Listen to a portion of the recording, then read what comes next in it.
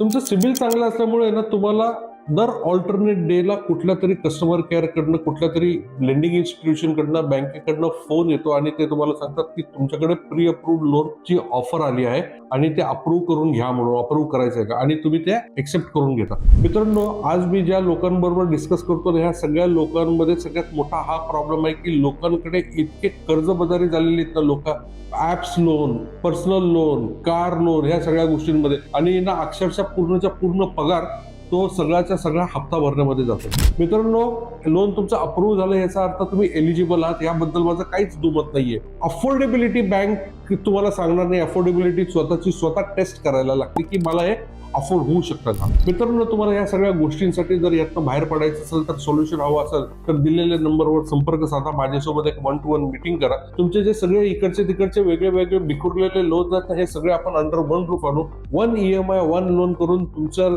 Life आपण smooth करून जागेवर आणण्याचा प्रयत्न करू.